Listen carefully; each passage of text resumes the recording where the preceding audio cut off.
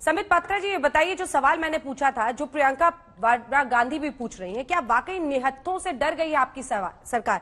सवाल ये कि सोशल मीडिया, अरे सोशल मीडिया पे एक हद तक ही चीजें बढ़ सकती हैं आगे। कहां आपको लगता है कि पूरा देशद्रोह, पूरा देश उनके कब्जे में है? किसान सरहद पर बैठे हुए हैं राजधानी के, ये एक सच्चाई है, उनको आपको मनाना है, ये दूसरी सच्चाई है।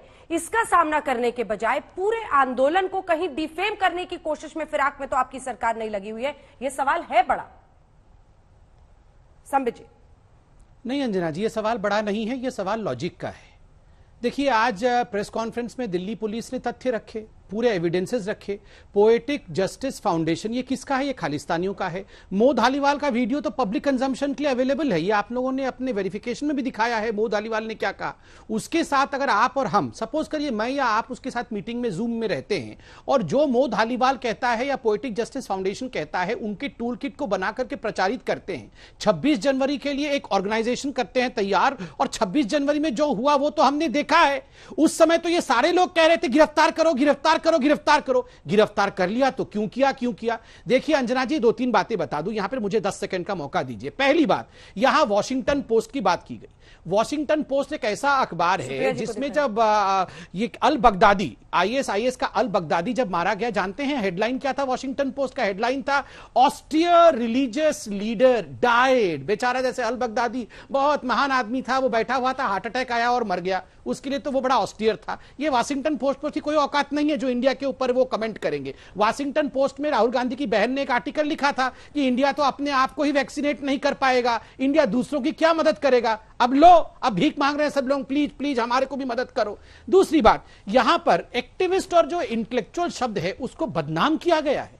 एक्टिविस्ट और इंटेलेक्चुअल, आप देखिए, ये ऐसा लग रहा है जैसे इंडियन इंस्टीट्यूट ऑफ प्रोटेस्ट खोला गया है, जिसमें A for azadi, B for biryani, और उसमें सबको सिखाया जाता है we are victims, we are victims, we are oppressed, और उसके बाद ये सारे लोग एक्टिविस्ट और इंटेलेक्चुअल कहलाते हैं। ये जितने भी सरजिल इमाम टाइप्स ऑफ लोग हैं, ये सारे एक्टिविस्ट। और ये जो देश का द्रोह करेगा, जो 26 जनवरी में यहां पर आतंक फैलाने की कोशिश करेगा, एज के हिसाब से नहीं देखा जाएगा। मैं 10 लोगों के एज भी लिख के लाया हूं, मैं कंपेयर नहीं कर रहा हूं, मैं यहां पर कैविएट देख के बोल रहा हूं, मैं किसी को किसी के साथ कंपेयर नहीं कर रहा हूं। मगर निर्भया का जो रेपिस्ट है, अजमाल खान कसाब जो है, जो बुरहान वानी था, इशरत जहां जो थी, आदिल अहमद दर जो थे, इनके एज क्या क्या है? सबके 20, 21, 22 साल के। पर इससे संवेदनशील किसान आंदोलन में क्या फर्क पड़ गया?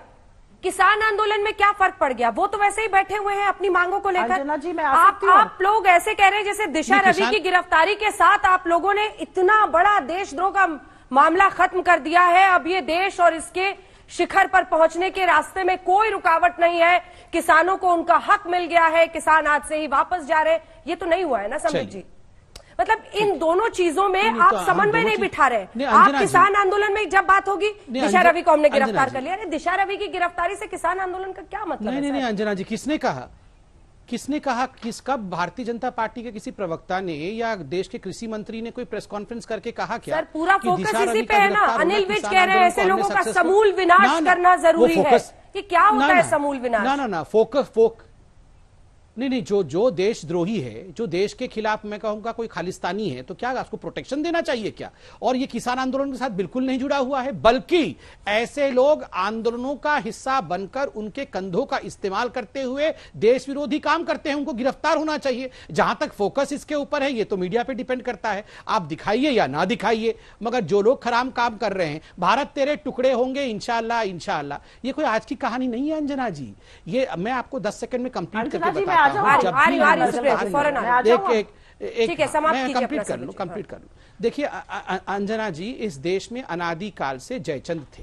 जब भी उनका दाल नहीं गलता था, वो विदेशी आक्रांता, विदेशी ताकतों के साथ मिलकर देश को बर्बाद करने की साजिश रचते थे। तभी तो सोने की चिड़िया से हम यहां तक पहुंचे। तभी रोक दिया होता तो आज ये हालत नहीं होती। आज भी वो जयचंद बैठे हुए हैं। आज भी जब उनकी दाल नहीं गल रही है, ये जाके पांव हाथ पसारे हुए हैं वहां पे विदेश में कि खालिस्तानी भाई हमारी मदद कर दो,